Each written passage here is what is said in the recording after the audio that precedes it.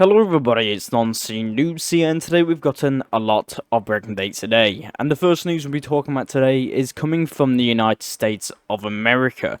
So we've gotten some news today that Donald Trump, the President of the United States, met with the Italian Prime Minister Meloni at the White House. So you can see this video here in the bottom left corner. We can see the two leaders of Italy and America meet at the Oval Office at the White House. So I've actually gotten all of the key statements and key points that were made between the two leaders at their meeting in the Oval Office, so let's just quickly go over them. So the Italian Prime Minister has pushed for a transatlantic deal to avoid Donald Trump's proposed 20% tariffs on EU goods. The Prime Minister of Italy, Meloni, has echoed Trump's slogan, saying that she will make the West great again. The Prime Minister of Italy, she has positioned herself as a bridge between the United States and Europe. Italy reaffirmed its NATO commitment and pledged to raise defense spending to 2% GDP target while she was talking to Donald Trump. Both sides actually discussed seeking a ceasefire in Ukraine.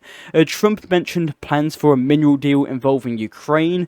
Trump actually plans to visit Italy soon in Rome in the near future, and there may be a broader US-Europe summit to address these and related issues. So the key statements is that Italy is now vowing to spend 2% of GDP. Italy is now going to be acting as a bridge between Europe and the United States in negotiations, obviously on economic talks like tariffs.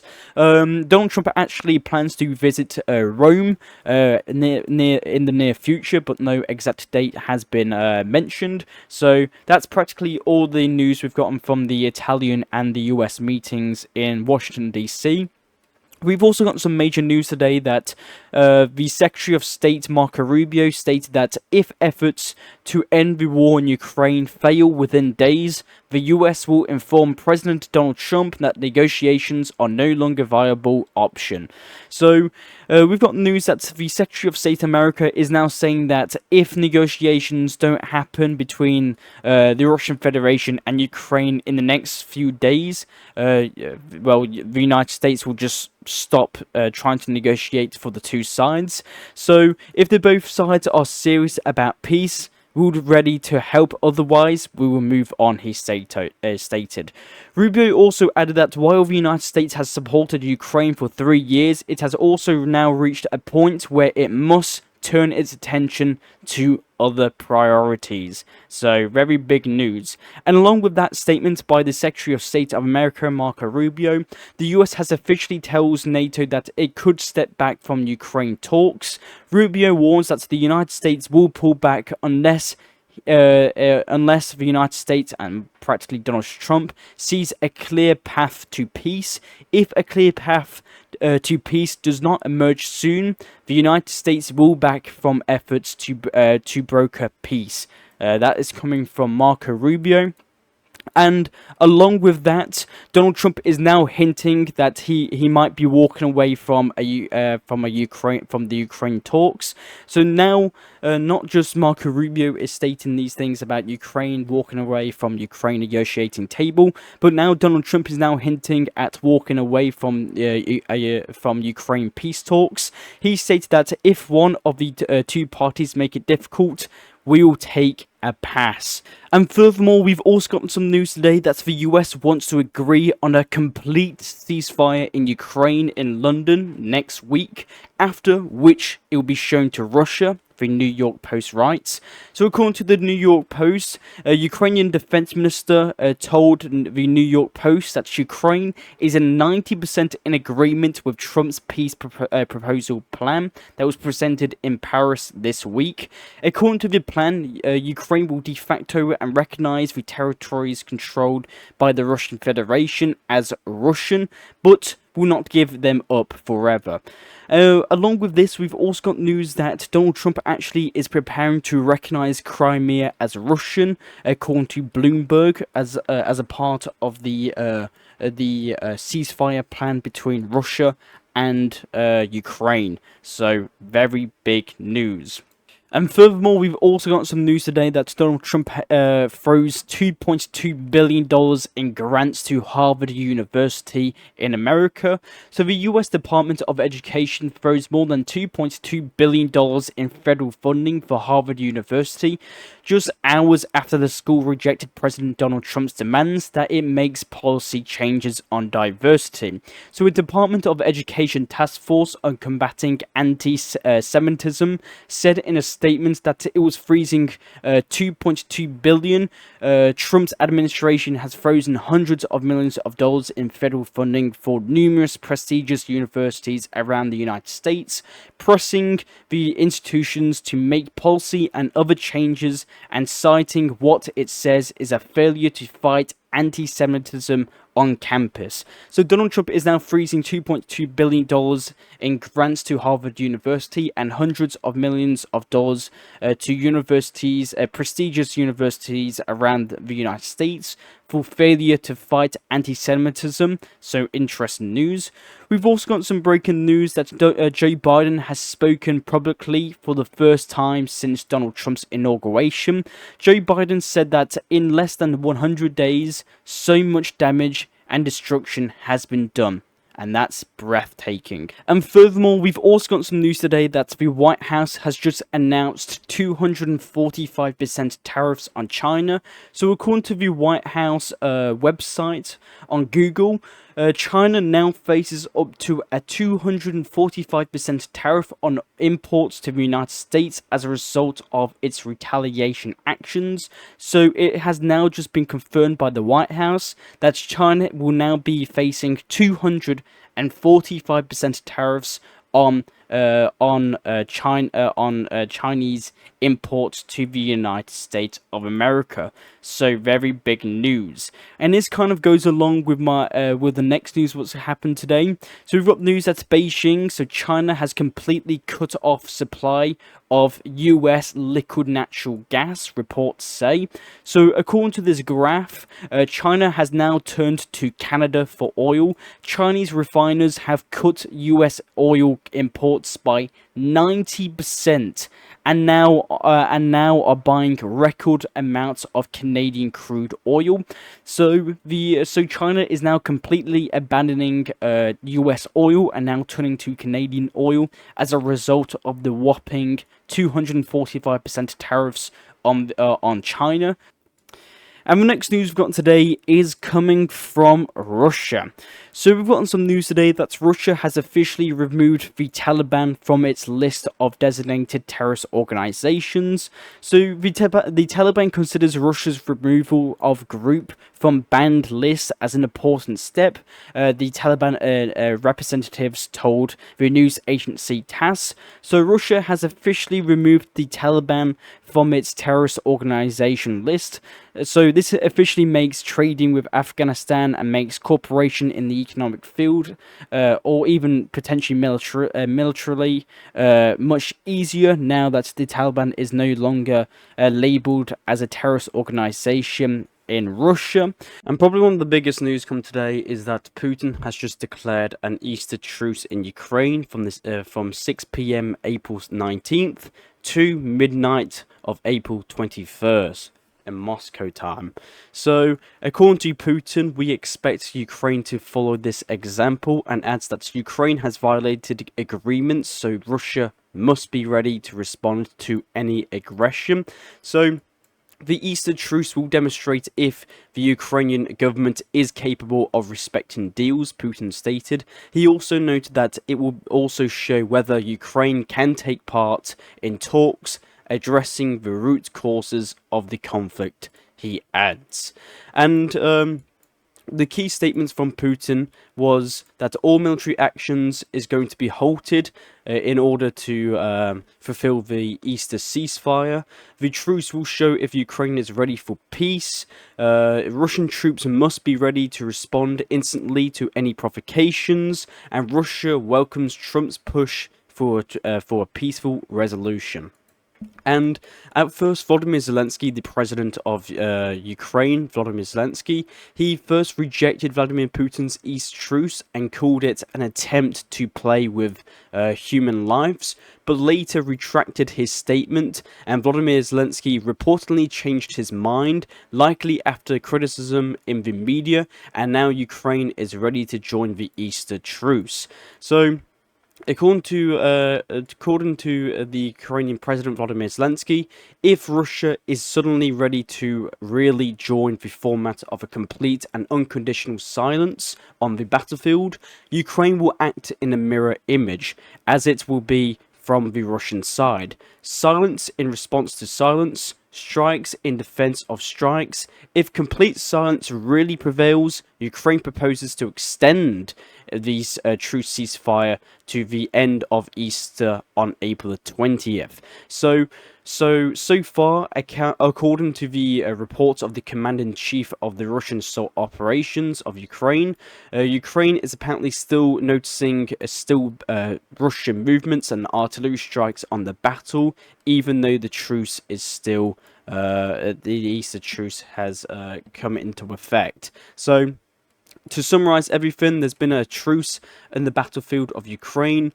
The Russian President Vladimir Putin has ordered the Easter truce. First, the Ukrainian president refused, but now he's changed his mind. But with now the two leaders now agreeing to a truce, it still seems that so far, according to the report of the Commander-in-Chief of the Ukrainian forces, Russian assault operations are still continuing in some areas of the front, and Russian artillery is still pounding Ukrainian troops. And according to the Wall Street Journal, the Easter truce is seen as an easy diplomatic win for Putin. The Wall Street Journal is echoing the Washington Post and notes that Putin's call for an Easter truce came just a day after the US warned that it would halt efforts to negotiate an end to the war if progress isn't made soon. And we talked obviously about this in the first part of the video. So, big news. And furthermore, we've also got some news today coming from Russia that the Iranian foreign minister has arrived in Moscow for talks with the Russian foreign minister and Vladimir Putin.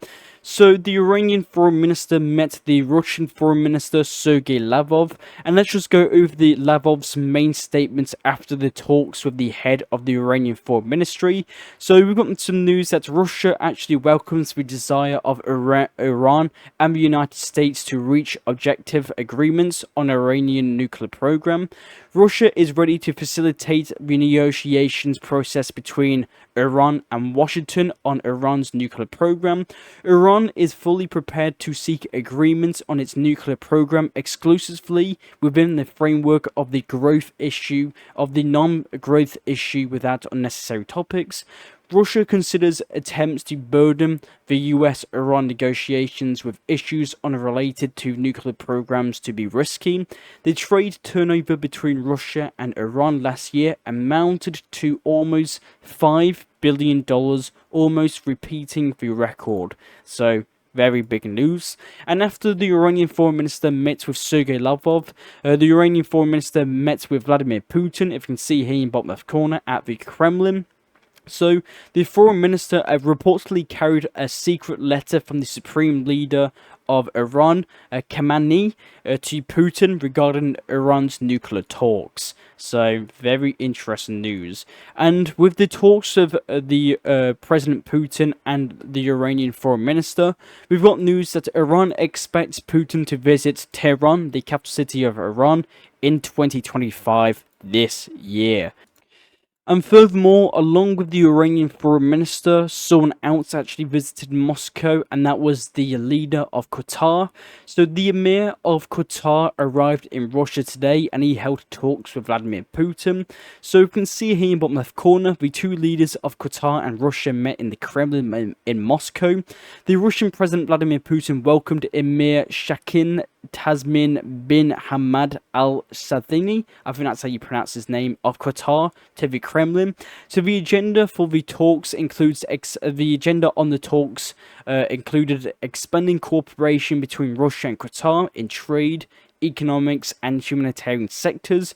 The international issues, including the conflict in Ukraine, were also discussed. So the meeting between Qatar and Russia were practically just about the humanitarian issue in Ukraine and trade between Russia and Qatar. So, very big news.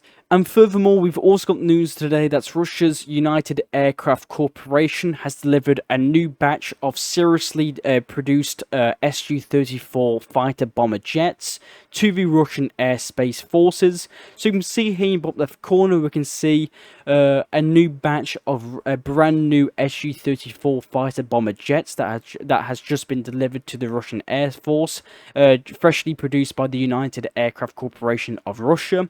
So the previous batch of this specific type of aircraft was delivered in December last year, and now on the 19th of April 2025, it has delivered its new batch of the Su-34 fighter bomber jets. Our next news we've got today is coming from Ukraine. So where we've got news that Zelensky has cancelled elections in Ukraine for another 90 days. So Zelensky has officially passed a bill to extend martial law and mobilization in Ukraine for another 90 days, effectively prolonging elections in Ukraine, pushing back the presidential election date in Ukraine for a later day. So now Zelensky has signed martial law extension, effectively prolonging elections in Ukraine. We've also got some news today that Zelensky has invited EU leaders to the capital city of Ukraine, Kyiv, on May the 9th to counter the Victory Day parade in Moscow. So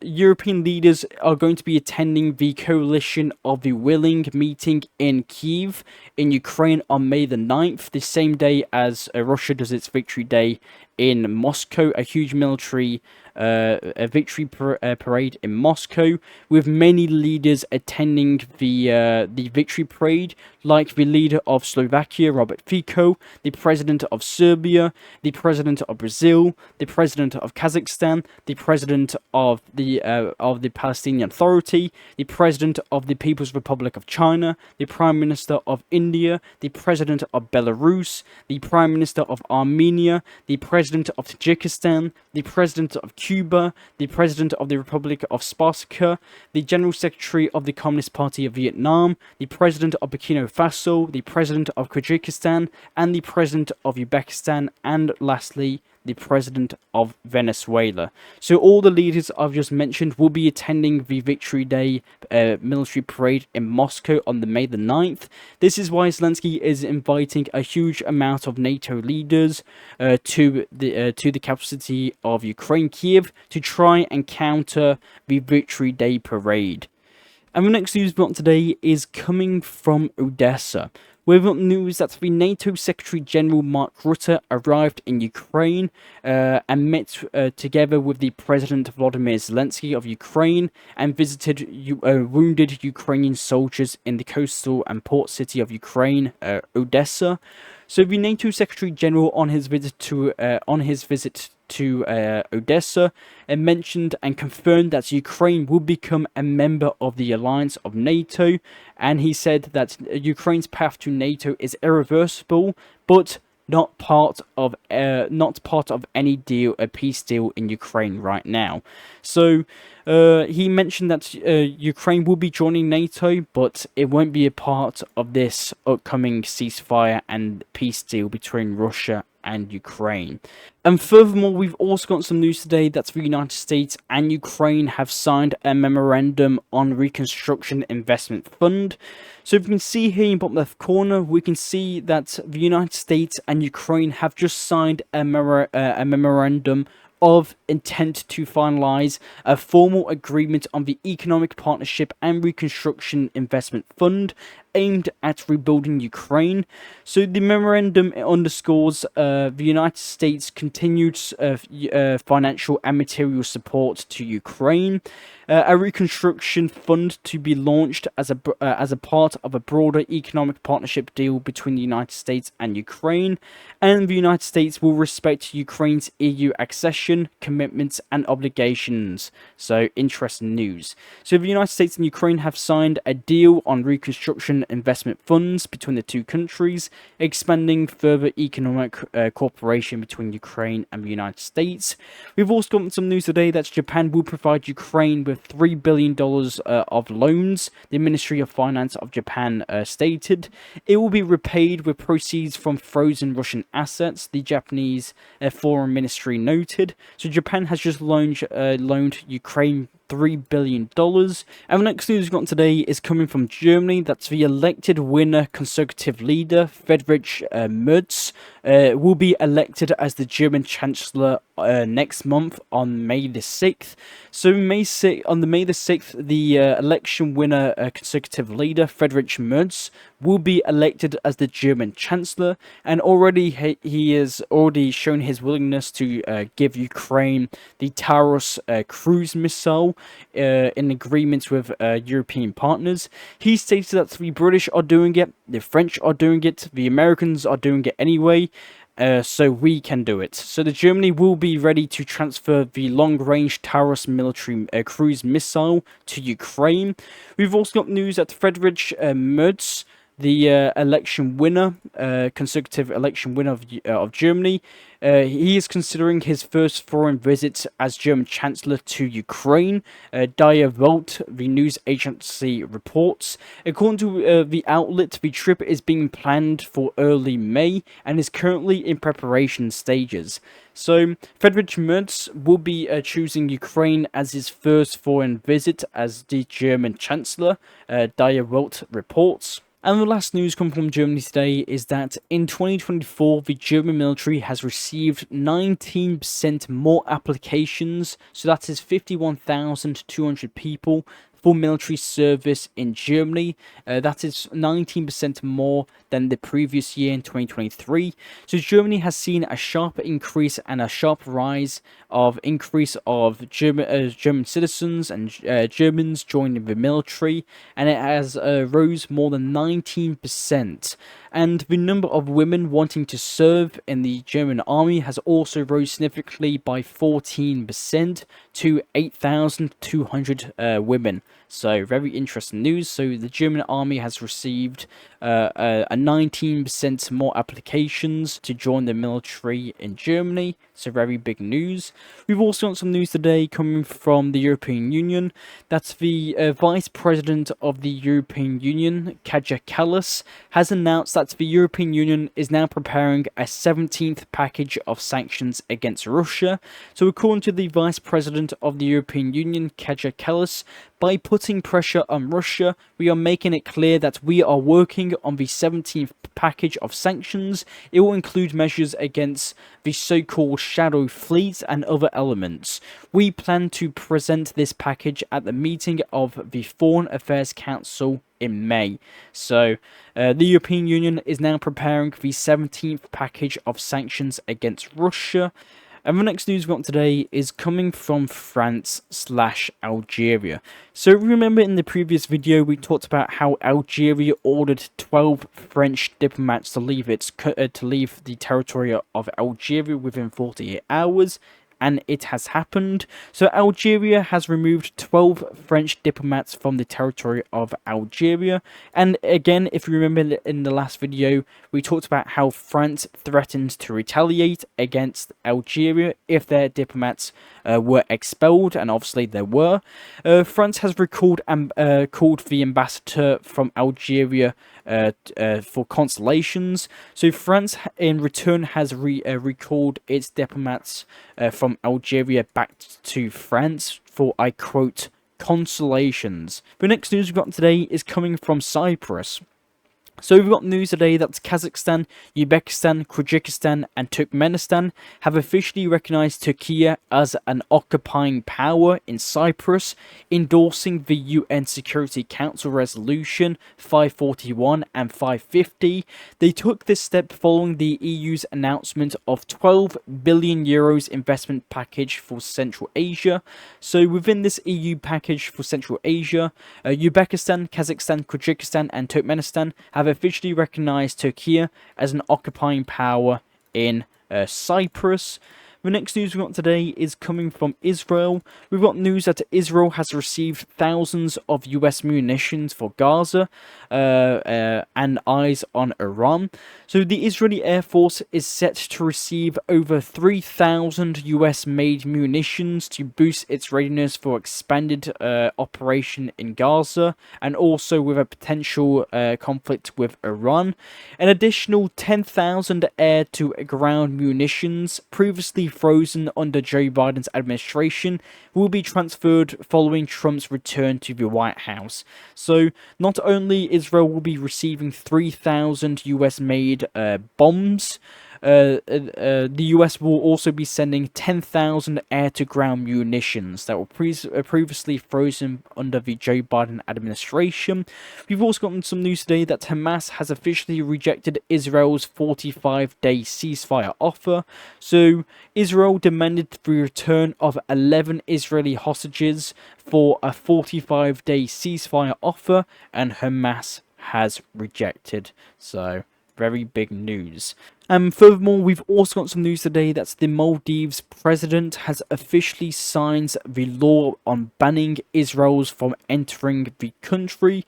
So this country here, called the Maldives, obviously an island nation, has officially banned Israelis from entering the country. So very big news. And the last news coming from Israel today is that this morning, the Houthis militants rebel group in Yemen launched a ballistic missile targeting Israel, but the Israeli air defenses have successfully intercepted the missile. So the Houthis have yet again tried to hit Israel with a ballistic missile, but the ballistic missile was shot down this morning.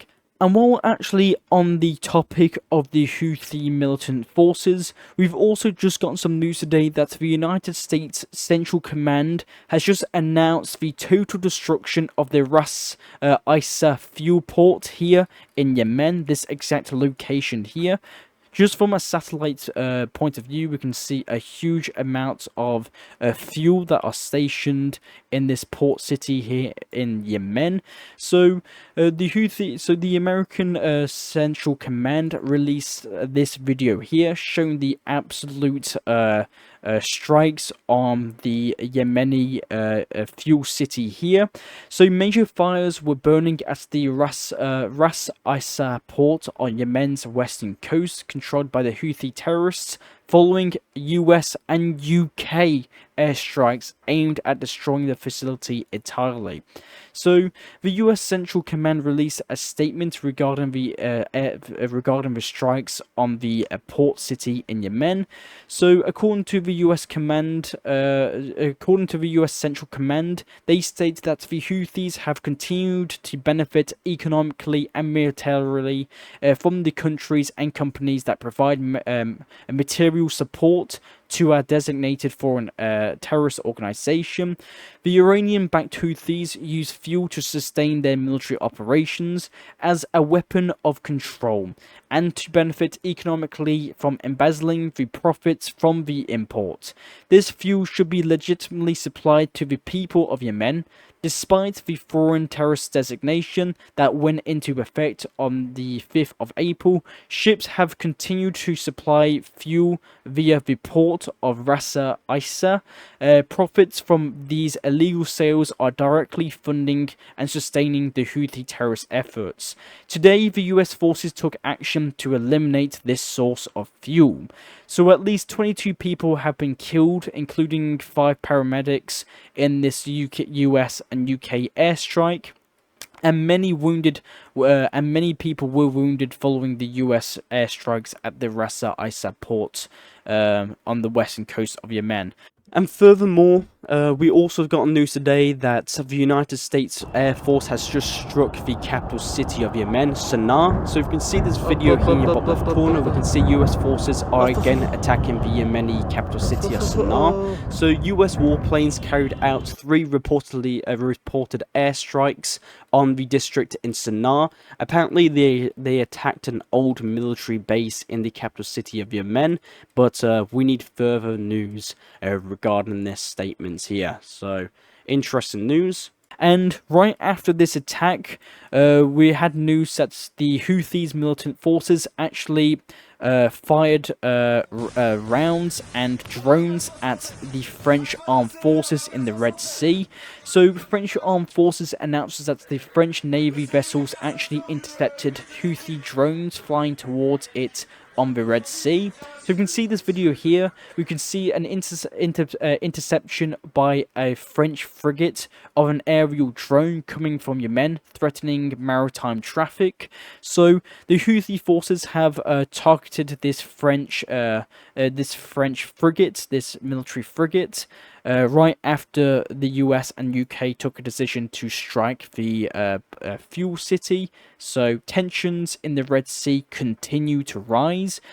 And the next news we'll be talking about today is coming from Iran. We've got news that the second round of indirect US-Iranian talks have ended, the Iranian foreign minister noted. So the Iranian and American delegations met in Rome, and more specifically the Omani embassy in Rome, and they talked about sanctions relief and the nuclear issue. So, according to the Iranian foreign minister, they have both agreed with the US delegation to again meet next Saturday. So, according to the Omani mediators, they are also happy with the second round of nuclear talks between the Iranian delegation and the delegation led by Steve Witkoff in the United States. The foreign minister of Oman says that the US and Iran are looking forward for a fair and enduring and blinding deal, and confirms more to come in the next few days. The Omani foreign minister also noted that Iran and the United States have agreed to enter into the next phase of in the negotiations, with the aim of sealing a fair and enduring and blinding deal, which will ensure Iran is completely free of nuclear weapons and sanctions, and maintaining its ability to develop peaceful and nuclear energy. So that is the big news coming from Iran today. And while all these nuclear talks are happening in Rome between the United States and Iran, Iran is now celebrating the Islamic Republic of Iran Army Day. So the Iranian armed forces are conducting huge military parades across Iran, celebrating the Islamic Republic of Iran Army Day. So Iran's Army Day parades have taken place across the country, but absent from the ceremonies this year were the usual Air Force and Army aviation flypasts, as all aircrafts actually remain on station due to President Trump's warning for military action against the country. So military parades have been happening all across the country of Iran, but the Iranian Air Force will not be participating in this parade due to escalating and tensions between Iran and Israel, and Iran and the United States. The next news we've got today is coming from North Korea. So we've got news that North Korea is building its largest warship ever, CNN reports. So the vessel is likely a guided missile frigate designed to carry missiles in vertical launch tubes for the use against targets on land and sea. The news outlet CNN reports. So the broadcaster referred to satellite images showing the 140-meter, 159-foot long warship under construction in the water of the Napo shipyard of North Korea's west coast. So the frigate is possibly more than double the size of any ship in the Pyongyangs of North Korea's naval fleet. according to CNN. So North Korea is in the process of building its largest warship ever, and it is a frigate that can carry guided missiles. So big news. We've also got news today that Japan's population plunges by a record of 900,000 in 2024. So Japan's population has fell by another 900,000 people in 2024, the steepest drop on record and the 14th straight year of decline in population. So as of October, the population stood at 120 million people, the lowest since 1950. So last year, Japan's population lost 900,000 people due to low birth rates and a huge elderly population. So interesting news. And the last news from today is coming from the Philippines, that the Philippines and the United States will deploy around 14,000 troops in a joint annual military exercises called the Balkantan from April the 21st to May the 9th. So the exercises will include mobile coastal anti-ship missile systems for the first time and will involve sinking a target ship and retaking an island similar to last year's drills. So the drills will be held in the Philippines areas near Taiwan and the South China Sea, and will include troops from Australia and observers from Japan, the Czech Republic and Poland, among others. So the Philippines and the United States will be conducting a joint military exercises along with Australian troops from April the 21st to May the 9th. So interesting news. And that's all the news I actually have for you today. I am Non-Scene News. I'll try and provide you news that medias around the world do not show you. I do these videos hopefully daily, so consider subscribing and liking. And if you want to support me personally, please consider donating in the link in the description below, either becoming a member of the channel or donating in the PayPal link in the description below. And also, if you want to get news that I can't add on these YouTube videos, consider joining the Telegram channel, again in the link in the description below. And also consider sharing the channel. As you probably know, the channel hasn't been really growing that much, so consider sharing this channel with maybe people who are interested in this type of content. Who knows? But again, thank you very much for watching, and I'll see you all later. Bye.